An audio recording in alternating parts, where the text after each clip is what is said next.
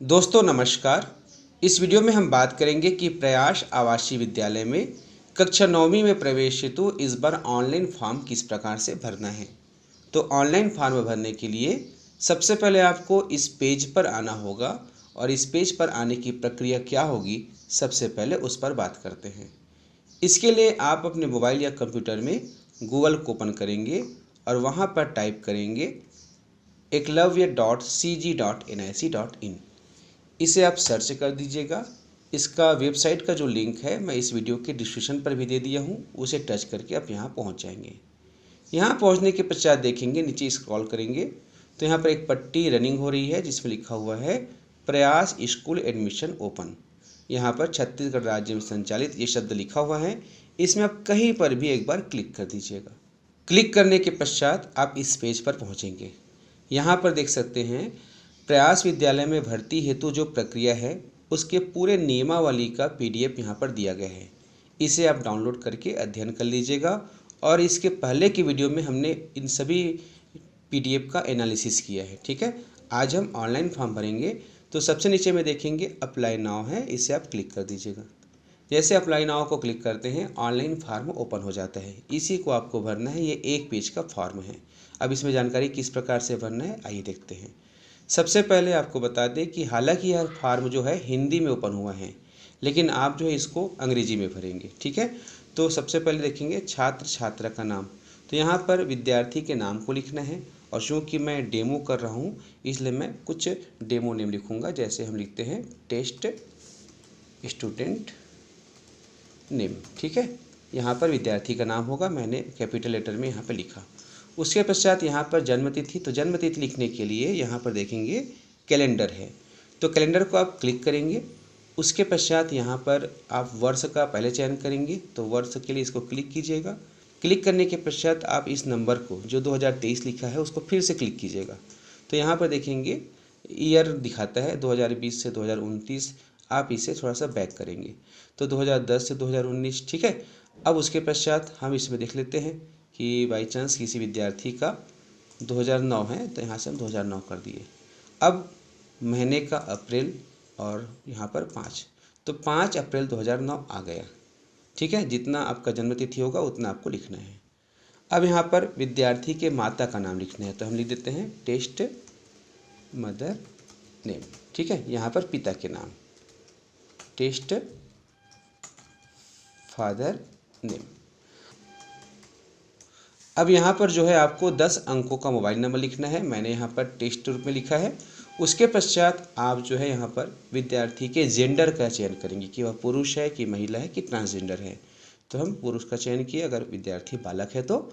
उसके पश्चात यहाँ महत्वपूर्ण है, देखेंगे कक्षा 8वीं, तो इसमें 2 ऑप्शन दिए गए हैं, अध्ययनरत और दूसरा है उत्तीर्ण।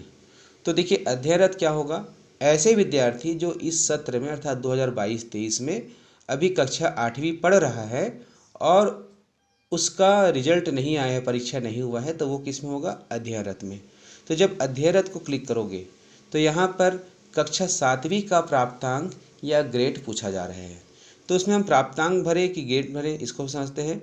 यदि उस विद्यार्थी के स्कूल में रिजल्ट जो है नंबर के हिसाब से दिया जाता है तो आप यहाँ पे प्राप्तांक को टिक करेंगे और यहाँ पे कक्षा 7वीं में जितना नंबर पाया था उसको आप लिखेंगे। यदि उसके स्कूल में ग्रेडिंग सिस्टम होगा अर्थात A ग्रेड B ग्रेड इस प्रकार से विद्यार्थियों को दिया जाता है, तो आप क्या करेंगे, यहाँ पर ग्रेड का चयन करेंगे और कक्षा 7वीं में वो जिस ग्रेड को प्राप्त किया उसको लिखेंगे। जैसे A ग्रेड है तो आप यहाँ पर A लिखेंगे। ठीक है, अब देखिए यहाँ पर हम बात करते हैं उत्तीर्ण पर। तो मान लीजिए इस वर्ष में सत्र 2022-23 में ऐसे विद्यार्थी हैं जो कक्षा 8वीं उत्तीर्ण कर चुके हैं, तो यहाँ पर आप उत्तीर्ण को क्लिक करेंगे और जैसे उत्तीर्ण को क्लिक करते हैं कक्षा 8वीं में उसका प्राप्तांक या ग्रेड क्या रहा उसको आप लिखेंगे। क्लियर है यहाँ तक। अब उसके पश्चात देखते हैं जाति वर्ग। तो देखेंगे यहाँ पर जाति वर्ग में सभी वर्गों को शामिल किया गया है, अर्थात हर एक वर्ग के विद्यार्थी इसमें फॉर्म भर सकेंगे, जिसमें अनुसूचित जाति, अनुसूचित जनजाति, अन्य पिछड़ा वर्ग, अल्पसंख्यक, सामान्य एवं विशेष रूप से कमजोर जनजाति समूह। तो देखिए यहाँ तक तो क्लियर हो गया ये सब क्या है, लेकिन विशेष रूप से कमजोर जनजाति समूह क्या है। तो देखो इसके लिए इसको क्लिक करेंगे, एक बार चेक कर लेते हैं। और चेक करने के पश्चात देखेंगे यहाँ पर PVTG लिखा हुआ है। इसके पश्चात एक और बॉक्स ओपन हो गया। तो इसको जब क्लिक करेंगे तो इसमें 7 जनजातियों का नाम है। तो यदि विद्यार्थी इन जनजातियों में से बिलोंग करता है तो उनके लिए बता दें कि जैसे कमार जनजाति का विद्यार्थी है तो वो छत्तीसगढ़ के किसी भी कोने में निवासरत हो, वो जो है इस परीक्षा के लिए पात्र होंगे। तो हम इसको किस आधार पर कर रहे हैं? प्रवेश नीति में स्पष्ट तौर पर बताया गया है कि विशेष रूप से कमजोर जनजाति समूह के विद्यार्थी छत्तीसगढ़ के किसी भी कोने में निवासरत हो, वह जो है इस परीक्षा के लिए पात्र होंगे।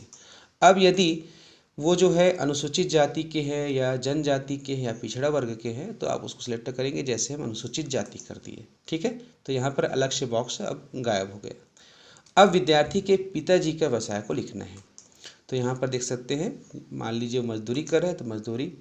अब परिवार में कुल कृषि भूमि कितने एकड़ में है? तो एकड़ में बताना है। 1 एकड़ है तो 1 एकड़, 2 है तो 2, और कुछ भी नहीं है, ज़मीन ही नहीं है, तो आप यहाँ पे 0 लिखेंगे। ठीक है, इसके पश्चात विद्यार्थी जो है कक्षा 11वीं 12वीं में कौन सा संकाय लेकर पढ़ाई करना चाहता है? तो यहाँ पर देख सकते हैं संकाय का नाम दिया गया है गणित, जीव विज्ञान, वाणिज्य, कला। तो उनकी जो इच्छा है उसी को जो है आप सिलेक्ट करेंगे, जैसे हम गणित को कर दिए।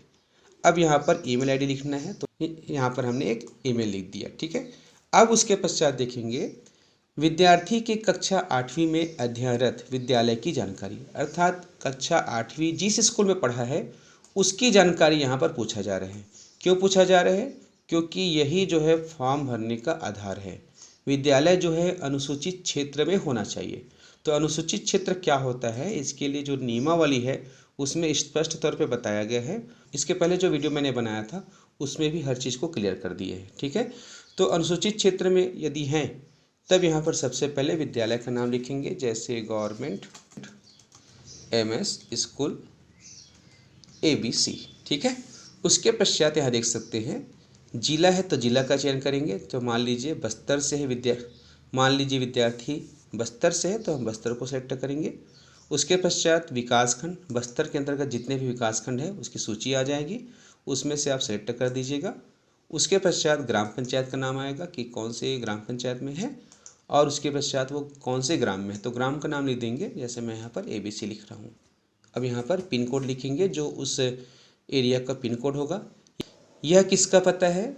यह विद्यार्थी का पता नहीं है, यह है विद्यार्थी कक्षा 8वीं में जिस विद्यालय में पढ़ रहा है उसका पता है। ठीक है, अब उसके पश्चात यहाँ पर पालक या विद्यार्थी का स्थायी पता। तो यहाँ पर विद्यार्थी के या पालक की स्थायी पता को लिखना है, जिसमें उसका विलेज होगा, उसके बाद पोस्ट होगा।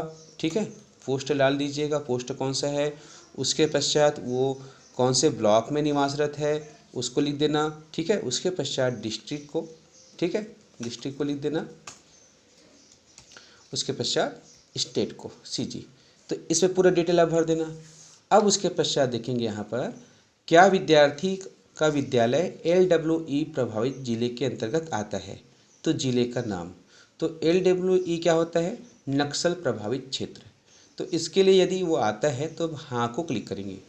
तो जैसे ही आप हाँ को क्लिक करेंगे, है ना, तो यहाँ पर एक और बॉक्स ओपन होगा जिसमें LWE के अंतर्गत जितने भी जिला है वो सभी की सूची यहाँ पर आएगी। ठीक है, तो उसमें से आप सेलेक्ट कर दीजिएगा, जैसे हम बस्तर को कर दिए। अब उसके पश्चात क्या विद्यार्थी का विद्यालय अनुसूचित क्षेत्र में शामिल है, तो अनुसूचित क्षेत्र क्या होता है इसके लिए देखेंगे PDF में यहाँ पर सूची जारी किया गया है, पॉइंट नंबर 3 से लेकर के उसके पश्चात ये दोनों पॉइंट यहाँ से लेके यहाँ तक अनुसूचित क्षेत्रों का सूची है, इसको देख लीजिएगा। अब यहाँ पर जैसे आप हाँ करते हैं तो एक बॉक्स ओपन होगा जिसमें अनुसूचित क्षेत्र के जो जिले हैं उसका नाम आएगा। ठीक है, वहाँ से आप सिलेक्ट कर देंगे। उसके पश्चात विकासखंड का, ठीक है, जिस भी विकासखंड में है उसके पश्चात आप ग्राम का नाम लिखेंगे। ठीक है, ये भी किसका आ रहा है? ये भी जो है विद्यालय का ही है। ठीक है, यहाँ पे विद्यार्थी का पता नहीं है, ये भी विद्यालय के ही आधार पर है। ठीक है, अब देखेंगे यहाँ पर पूछा जा रहा है कि क्या विद्यार्थी का परिवार नक्सल हिंसा से पीड़ित है। तो देखिए बहुत बड़ा पॉइंट है इसमें, और ऐसे विद्यार्थी जो इस प्रकार से घटनाक्रम से पीड़ित है या उसका परिवार पीड़ित है तो उनको प्रयास विद्यालय में सीधी भर्ती दिया जाता है। ठीक है, तो यदि वो है पीड़ित है तो सबसे पहले हाँ को सिलेक्ट करेंगे। जैसे ही हाँ को सिलेक्ट करते देख सकते हैं यहाँ पर पूछा जा रहा है कि पुलिस अधीक्षक द्वारा निर्धारित प्रमाण पत्र प्रस्तुत करना है। ठीक है, तो ये प्रमाण पत्र आपको पहले बनाना पड़ेगा। और ये प्रमाण पत्र किस प्रकार से होगा देख सकते हैं यहाँ पर दिया गया है, यदि परिवार नक्सल हिंसा से सीधे प्रभावित है तो इस आशय का संबंधित जिले के पुलिस अधीक्षक का प्रमाण पत्र। तो यहाँ पर आप डाउनलोड कर लीजिएगा। फॉर्मेट को डाउनलोड करके जब ओपन करेंगे तो इस प्रकार से फॉर्मेट आएगा। इस फॉर्मेट को जो है नक्सल पीड़ित परिवार जो है अपने जिला के पुलिस अधीक्षक से बनवाएंगे। ठीक है, इसमें जानकारी को। और यदि विद्यार्थी का परिवार नक्सल हिंसा से पीड़ित नहीं है तो यहाँ पर नहीं को क्लिक करेंगे। यदि है तो हाँ को क्लिक करेंगे और जो फॉर्म बनाया गया है उसको यहाँ से जो है अपलोड करेंगे। आपको बता दें कि जो भी डॉक्यूमेंट यहाँ पर अपलोड किया जाएगा वो जो है केवल पीडीएफ के रूप में होना चाहिए, फ़ोटो अपलोड नहीं होगा। ठीक है, पीडीएफ के रूप में होगा और उसका जो साइज़ है अधिकतम साइज़ 200 KB होगा। तो यहाँ से चूज़ फाइल करके आप पीडीएफ को सिलेक्ट कर दीजिएगा, जैसे हमने एक सैंपल लिया है। ठीक है, यहाँ से आप करके सेलेक्ट कर देंगे। ठीक है, अब यदि वो नहीं है तो क्या करेंगे, नहीं को क्लिक कर दीजिएगा, वो ऑप्शन हट जाएगा। ठीक, अगला पॉइंट जो है आवेदन पत्र के साथ संलग्न किए जाने वाले दस्तावेज अभिलेखों की सूची। तो अब जो है आपको दस्तावेज इसमें उपलब्ध कराना है डॉक्यूमेंट को। तो सबसे पहले चिकित्सा प्रमाण पत्र, तो जिला चिकित्सा बोर्ड का होना चाहिए। ठीक है, तो इसको आप बनवा करके उसका पीडीएफ बनाएंगे और पीडीएफ को ही यहाँ पर अपलोड करेंगे। और पीडीएफ बन जाने के पश्चात इसे यहाँ से चूज़ फाइल को सिलेक्ट करेंगे। उसके पश्चात यहाँ से जो आपने पीडीएफ बनवाया था उसको सिलेक्ट करेंगे, फिर ओपन कर देंगे। ठीक है, इसी प्रकार छत्तीसगढ़ राज्य के निवासी होने का सक्षम राजस्व अधिकारी द्वारा जारी निवास प्रमाण पत्र, अर्थात मूल निवासी प्रमाण पत्र आपको बनवाना है और उसका फ़ोटो खींच करके पीडीएफ बना करके जो है यहाँ से अपलोड करना है। ठीक है, तो ये सब डॉक्यूमेंट पहले बनवा लीजिए, फिर फॉर्म भरिएगा।